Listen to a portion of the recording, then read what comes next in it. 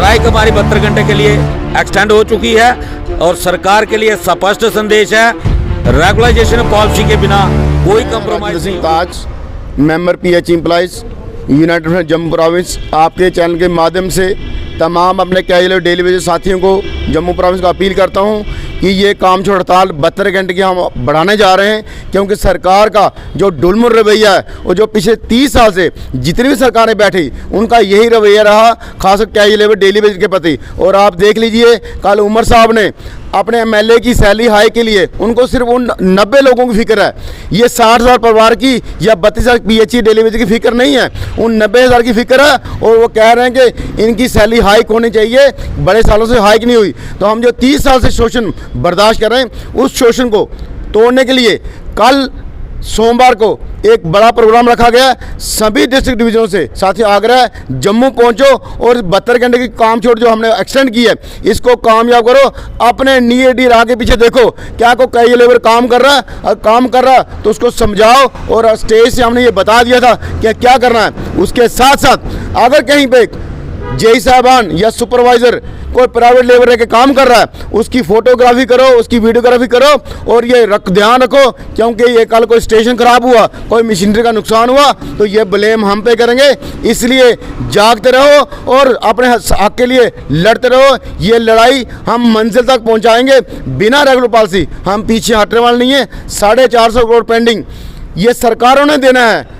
सरकार 450 करोड़ पेंडिंग हमें दे दे, उसके अलावा लेह लद्दाख यूटी का रेट दे दे, फिर हम ये सोचेंगे। ये कमेटी जो छोटी कमेटी है उस 2013-14 की हाई पावर कमेटी से उसकी बात माननी है या नहीं माननी। साथियों तैयार रहो कल के प्रोग्राम के लिए। और 72 घंटे जो कामयाब स्ट्राइक हमने एक्सटेंड की है, इस स्ट्राइक को कामयाब आपने करना है। जैसे मेरे साथी ने बोल दिया है कि सबसे हमारी ये अपील है, अभी नहीं तो कभी नहीं जो हमने कहा था, अभी भी मौका है। असेंबली सेशन अभी चल रहा है और आप देखो, मुझे कहने में कोई गुरेज नहीं है कि डेली वेजर के सौदागर आज भी जो दलाल बने हुए हैं डेली वेजर के, वो कहीं ना कहीं सरकार के साथ डेली वेजर की सौदागिरी करने की कोशिश कर रहे हैं। इन लोगों से भी डेली वेजर को बचना होगा। तो मैं तो कहूँगा डेली वेजरों को कि जूते मारो ऐसे डेली वेजरों के सौदागरों को जो आज आपकी एजिटेशन को बेचने की कोशिश सरकार से बैकडोर बातचीत करके कर रहे हैं। उनसे भी मेरा निवेदन है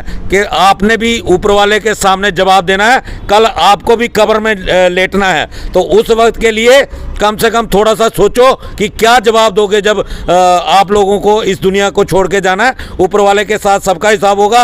आज डेली वेजर के ऊपर ये धोखाधड़ी करने की, जुल्म करने की जो साजिश आप लोग रच रहे हो, ये हम कामयाब नहीं होने देंगे। हमारा डेली वेजर अब जाग चुका है। डेली वेजरों से यही रिक्वेस्ट है कि इन लोगों से बचो, क्योंकि लगातार कोशिशें हो रही हैं डेली वेजर को डिवाइड करने के लिए, क्योंकि सरकार ने अपने जो तंत्र हैं वो एक्टिव कर दिए हैं, क्योंकि सरकार के ऊपर एक दबाव बना है और सरकार उन नेताओं के साथ बैकडोर बातचीत कर रही है जिन नेताओं ने 2014 में डेली वेजर का सौदा इसी चीफ मिनिस्टर के साथ किया था। आज वो लोग फिर एक्टिव हो रहे हैं। उन लोगों से हमें बचना होगा और उनका बहिष्कार करना पड़ेगा।